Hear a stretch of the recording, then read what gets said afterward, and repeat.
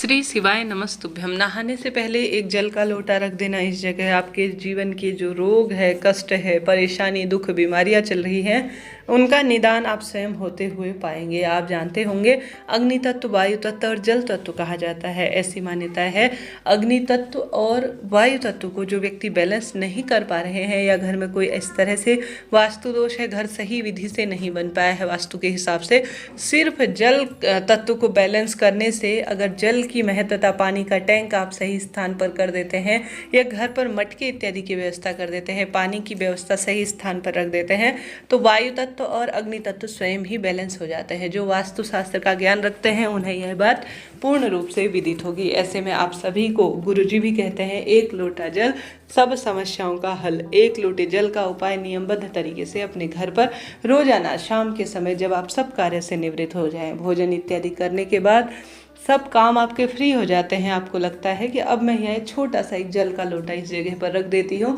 ताकि मेरे घर के सभी पितृदोष, वास्तु दोष, कोई ग्रह कलेश, किसी का कुछ किया कराया है, धन संबंधी कोई परेशानी है, ये कोई परेशानी चल रही है, उनका निदान हो जाए। तो यह उपाय नहीं, एक तरह से चमत्कार है।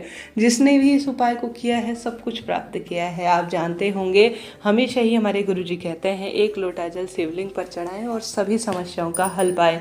आज के तारीख में बच्चे से लेकर बड़ा बूढ़ा व्यक्ति भी इस कार्य की महत्वता को समझ चुका है।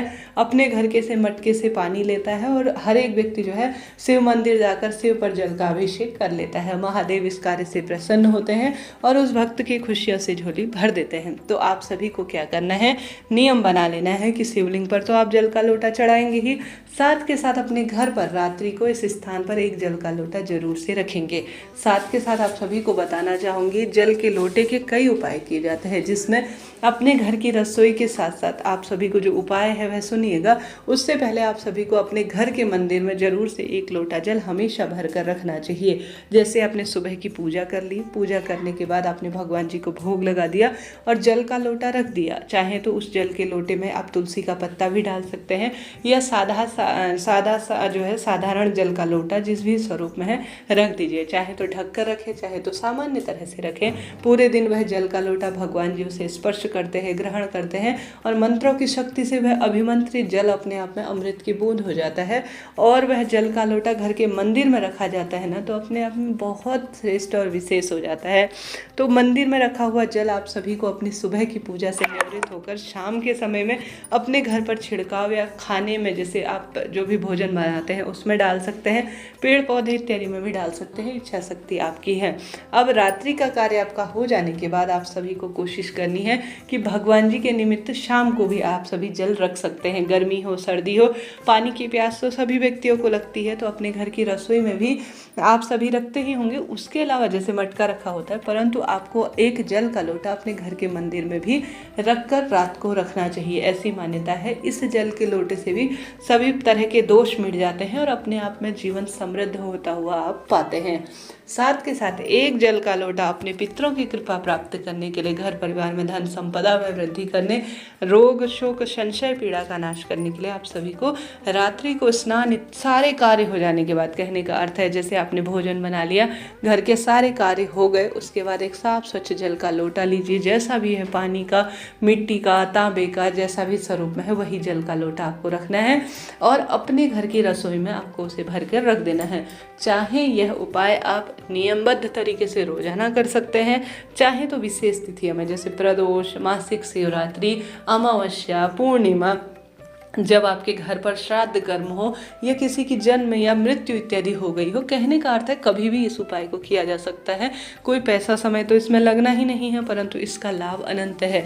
आप सभी को अपने घर से ही एक अलग से जल का लोटा घर की रसोई में रखना है। उसके ऊपर से एक प्लेट रख देनी है ढककर।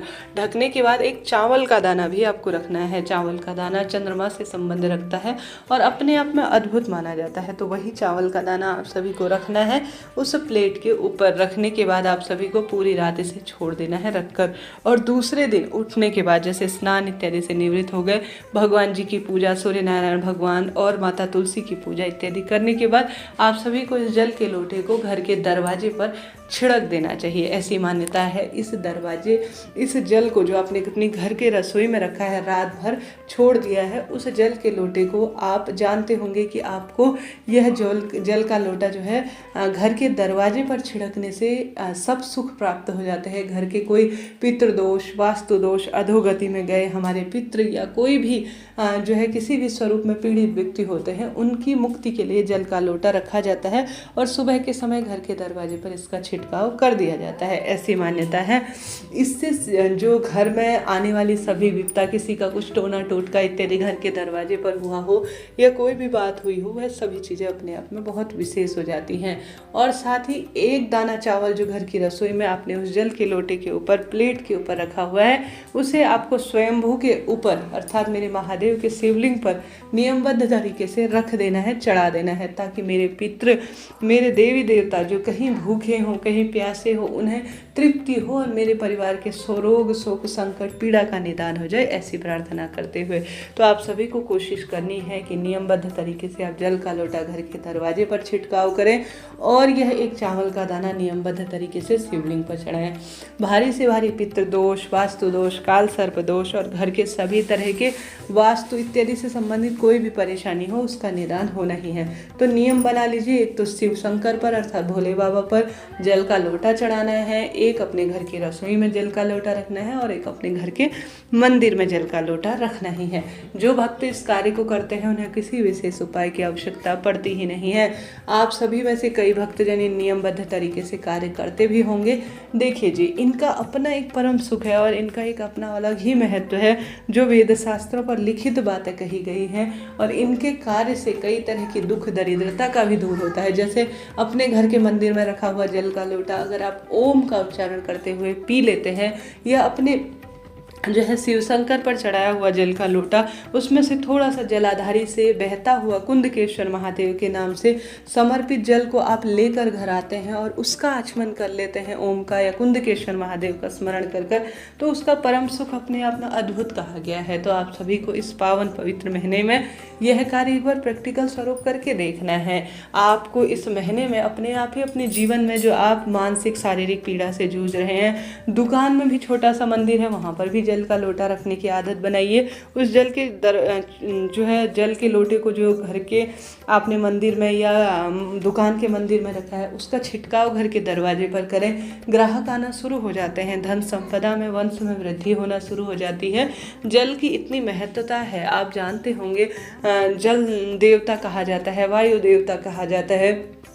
जल के बारे में जितनी जो है बातें कही जाए, जल से संबंधित जितने कार्य कहे जाए, जितने उपाय कहे जाए, उतना अद्भुत होता है। आपने देखा होगा जब कभी भी हम पीहर जाते हैं, मम्मी के घर जाते हैं, तो वहाँ पर भी सबसे पहले जल के लोटे से ही उतारा किया जाता है।